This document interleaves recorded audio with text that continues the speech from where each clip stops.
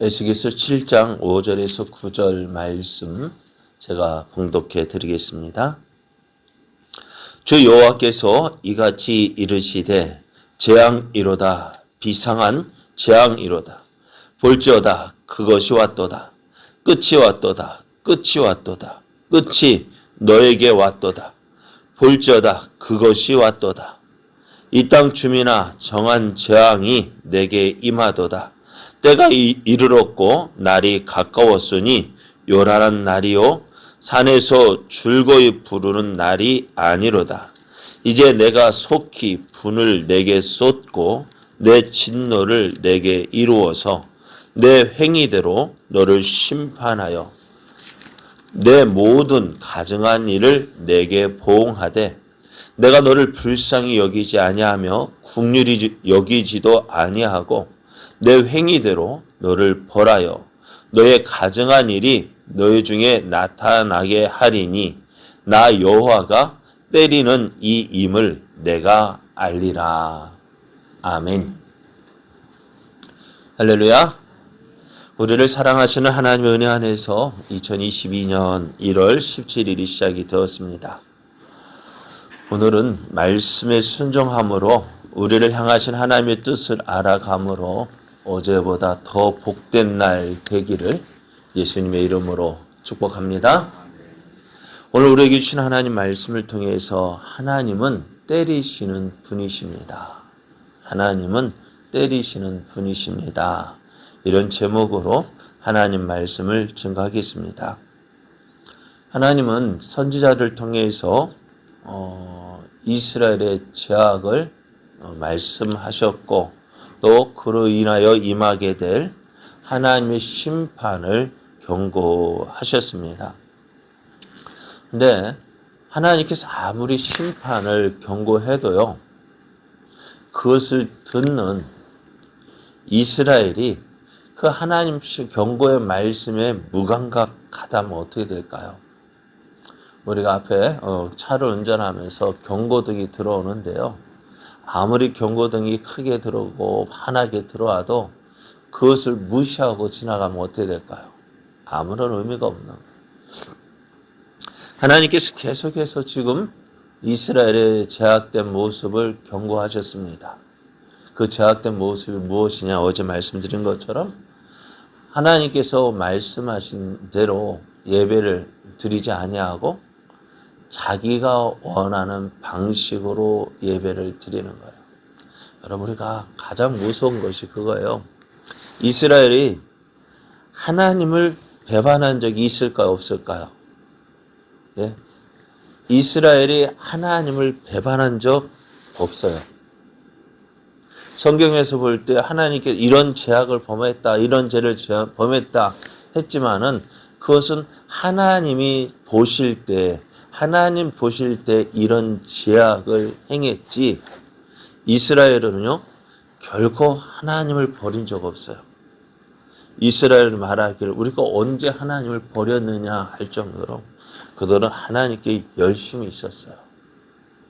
하나님께 열심히 있었고 그래서 하나님을 열심으로 섬겼어요. 어떻게까지?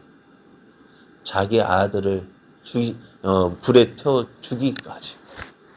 그러니까 저들은 하나님을 열심히 섬긴다 했는데 뭐라고요? 하나님이 싫어하시는, 하나님이 가증하게 여기시는 방법으로 섬겼던 거예요. 그래서 우리가 조심해야 될 것이 바로 이것입니다. 하나님을 믿고 섬기는데 누구의 방법으로 섬기느냐는 거예요. 누구의 방법으로 섬기느냐, 누구의 생각으로 섬기느냐. 다들 교회 보면은, 죄송합니다. 교회 어떤 일이 있으면은 그 일을 누구의 방법으로, 누구의 생각으로 보느냐는 거예요. 그게 중요한 거예요. 다들 열심히 있어요. 전에 말씀드립니다만은 교회가 문제 있는 교회, 문제가 있다는 교회, 문제가 발생해서 교인이 양쪽 대립해서 막 그런 대립이 일어났을 때 양쪽 이야기를 들어보면 어떻다고요? 다 자기들 나름대로 하나님에 대한 열심히 있어요. 교회를 사랑해요. 그러니까 하나님에 대한 열심도 있고 교회를 사랑하는 마음이 있기 때문에 어떻게 해요? 어떤 문제가 일어나면은 참을 수가 없는 거예요.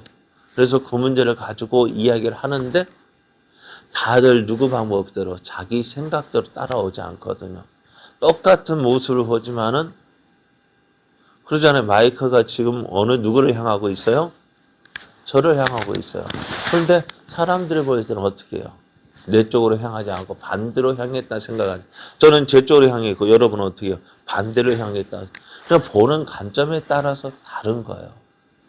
그래서 우리가 중요한 것은 뭐냐? 어떤 문제, 어떤 일들, 내 관점으로 보고 판단할 것이 아니라 하나님께서 어떻게 보시느냐가 중요한 거예요. 오늘 이스라엘이 하나님을 저들이 하나님에 대한 열심이 있어서 그 산당에서 그렇게 열심히 하나님을 예배하고 섬긴다 했지만은 그건 어떻다고요? 나는 열심이었지만 하나님 보실 때는 그것은 하나님이 가증히 여기시는 일이었어요. 그러나 이스라엘 역사가 어떤 역사라고요? 산당과의 전쟁이에요. 계속해서 하나님은 예루살렘 성소에서 예배 드리라 하고 이스라엘은 아니다. 우리는 산당에서 예배 드리겠다. 그래서 하나님께서 계속해서 경고하시는 말씀이 그것입니다. 그런데 이스라엘이 그렇게 수많은 선지자를 통해서 돌아오라는 하나님 말씀을 들었지만 이스라엘은 듣지 않았습니다. 귀담아 듣지 않았습니다. 그래서 오늘 에스겔이 하나님의 심판이 경고가 아니라 이제 하나님이 심판하신다. 그 말씀을 하였을 때에도 저들은 듣지 않았습니다. 그런데 그렇게 무시하고 귀담아 듣지 않았던 그 말씀대로 하나님의 심판이 임할 때 그들은 어떻게 될까요? 무엇을 깨달을까? 아, 말씀하신 대로 되는구나. 경고등이 들어오는데 경고등대로 야 이게 맞다라고 할 때에는 어때요? 그때는 때가 늦은 거예요. 오늘 하나님은 계속해서 에스겔을 통해서 이스라엘에 임할 그 심판의 말씀을 합니다. 근데 그 심판이 어떤 말씀이냐, 어떤 심판이냐? 오늘 본문을 보면은 5절 보면 주 여호와께서 이같이 이르시되 재앙이로다, 비상한 재앙이로다, 볼지어다 그것이 왔다라고 말씀해요. 성경을 읽다 보면은요, 같은 말을 반복하는 경우가 많이 있어요. 또 비슷한 말을 가지고 여러 번 이야기하는 것이 있습니다.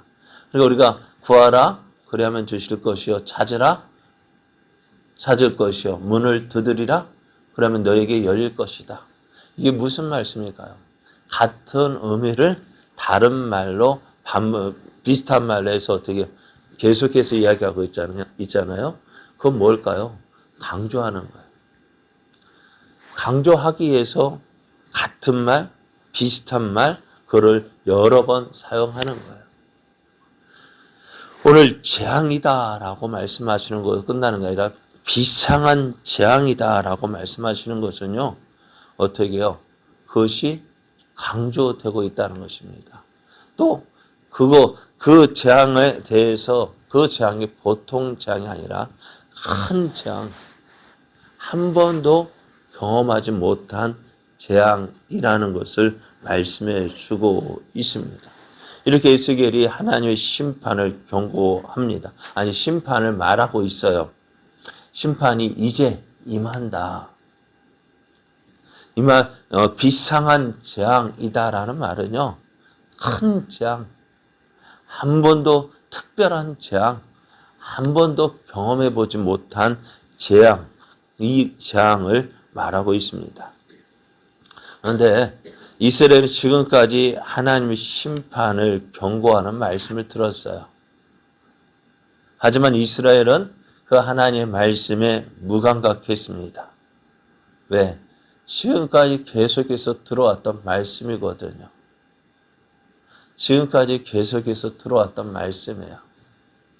예전에 있던 교회 안에, 건물 안에 여러 집이 있었습니다.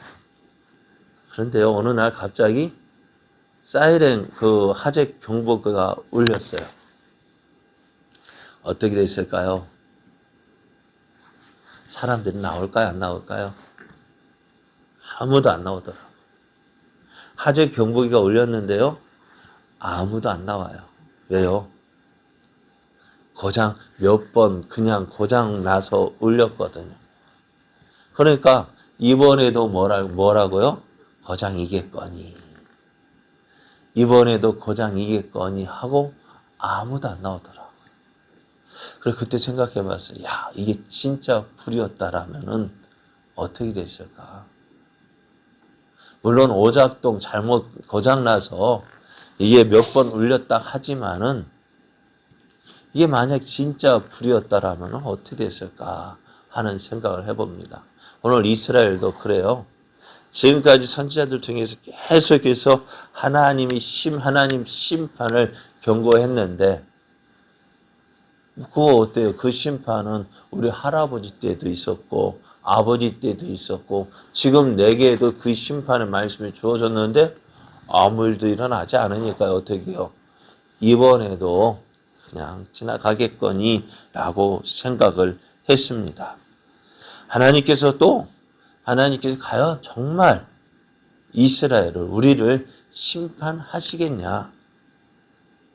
하나님은 이스라엘을 심판하지 못할 것으로 생각을 했어요. 왜요? 내가 누구지? 잘 알고 있잖아. 내가 누구예요? 이스라엘이 누굽니까? 그의 조상이 아브라함이고 우리에게는 하나님의 선민이라는 거예요. 하나님의 선민이기 때문에 우리는 하나님께서 심판하지 못한다는 거예요. 하나님께서 자신들과 함께하는 그 증거가 있잖아요. 할례가 있어요. 율법이 있어요. 그래서 이들은 하나님의 심판 받지 않을 것으로 생각하고 있었습니다. 그런 이스라엘을 어떻게 해요? 아무리 그래도 하나님은 예루살렘 성을 어떻게 해요? 포기 못할 걸 라고 생각했던 거예요. 예루살렘은 무너지지 않는다 라고 생각했습니다. 그리고 그 증거가 뭐예요? 지금까지도 수많은 위기를 겪었지만은 예루살렘이 무너진 적이 없어요. 그래서 성경을 보면은 저 북이스라엘 왕 베가가 아람왕과 함께 연합해서 남쪽 유다를 공격했어요. 한 10여만 명이 죽고 20여만 명이 포로로 잡혀갔어요. 그런데 성경은 뭐라 말하냐? 저들이 끝내 이기지 못했다고 해요. 여러분 30만 명이 죽고 포로로 잡혀갔어요. 어떤 일입니까? 큰 일이잖아요. 그런데 성경에는 그러면 그렇게 잡혀갔다는 것은 뭐예요? 지금 우리나라 군의 반 이상이 죽었다고 생각해봐요. 그거 큰일 아닙니까? 그것도 패한 것도 그냥 크게 패한 거 아니에요. 근데 성경에는 뭐예요? 저들이 끝내 이스라엘 이기지 못하고 돌아갔대요.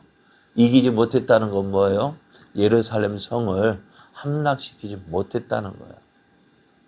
그렇게 이제 저들은 예루살렘 성을 있다는 그 자체가 어때요? 큰 위로가 되어지고 그것을 통해서 하나님 함께 하신다 생각했던 거예요. 근데 하나님은 이미 그 솔로몬 때에 그 예루살렘 무너지고 성전이 무너질 것을 경고했어요. 그래서 열왕기상 9장 6절 7절을 보면은 만일 너희나 너희 자손이 아주 돌아서서 나를 따르지 아니하며 내가 너희 앞에 둔 나의 계명과 법도를 지키지 아니하고 가서 다른 신을 섬겨 그것을 경배하면 내가 이스라엘을 내가 그들에게 준 땅에서 끊어 버릴 것이요 내 이름을 위하여 내가 거룩하게 구별한 이 성전이라도 내 앞에서 던져 버리리니 이스라엘은 모든 민족 가운데에서 속담거리와 이야기거리가 될 것이라고 했습니다. 이렇게 하나님께서 경고하셨지만 우리에게 성전이 있는데 하나님이 우리를 버리시겠느냐, 우리를 심판하시겠느냐라고 생각을 하고 있었던 거예요. 여러분, 우리가 하나님의 말씀은 어떻게 되어진다고요? 그대로 되어집니다. 하나님은 하나님의 경고의 말씀대로 재앙의 날 임하게 됩니다. 이 재앙의 날에 사람들은 자기들이 행한 대로 하나님의 심판을 받게 될 것입니다. 하나님께서 이스라엘을 심판하신 이유는 다른 것 때문이 아니에요. 하나님 앞에서 가증한 일을 했다는 것입니다. 그 가증한 일이 뭐예요? 말씀드린 대로 하나님을 섬기기는 섬겨요. 그런데 어떤 하나님? 하나님 대신 그 하나님을 섬기는 것이 아니라 내가 만든 하나님이요. 내가 만든 하나님을 누구의 방식대로? 내 방식대로 섬기는 것입니다. 하나님 보실 때는 얼마나 저건 내가 아닌데 누구요? 나로 알고 섬길 때 어떨까요? 그럼 우리가 앞에서 말씀드린 대로 교회에서 열심히 해야 돼요. 충성해야 돼요.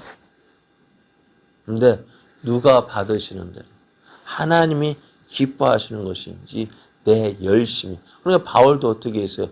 자기 열심히 쌓여서 예수님을 핍박했잖아요. 이제 교회를 핍박했잖아요. 스데반 집사를 죽이는 데까지. 그런데 바울은 어떻게 생각했어요? 이것이 하나님을 위한 열심이라고 생각했어요. 그리고 예수님이 뭐라 하셔요? 네? 다메섹 도상에서 뭐라 하셔요? 사울아 사울아 내가 어찌하여 나를 핍박하느냐. 바울이 이 말을 들을 때 이게 무슨 말이야? 했을까 안 했을까? 그런 생각 들었을까 안 들었을까? 내가 누구를 위해서 이렇게 열심히 이렇게 고생한 다메섹까지 가서 내가 누구를 위해서 무엇을 위해서 충성한 거예요? 하나님을 위해서 했잖아요. 그죠? 그런데 하나님 보실 때는 뭐예요? 사울아 사울아 네가 어찌하여 나를 핍박하느냐. 주여 니시오니까 나는 네가 핍박하는 예수라 할 때 바울은 어땠을까요?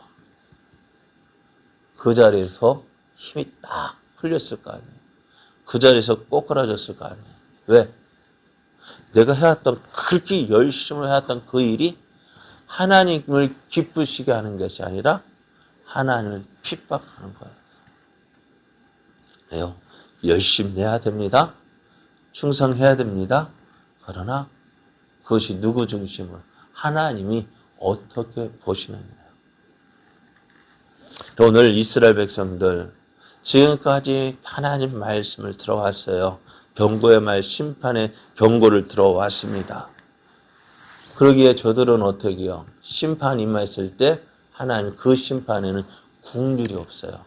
자비가 없어요. 말씀하신 대로 심판하십니다. 그래서 오늘 이 일을 통해서 하나님은 내가 너희를 사랑한다라는 것, 그것만 말씀하시는 것이 아니라 어떤 분요? 심판하시는 분, 때리시는 분, 그래서 하나님의 뜻을 이루어 가시는 분이라는 사실을 말씀해 주고 있습니다. 오늘 하나님은 어떤 분요? 사랑의 하나님이십니다. 동시에 우리가 기억해야 될 것은 뭐예요? 공의의 하나님, 때리시는 하나님, 심판하시는 하나님이라는 사실이에요.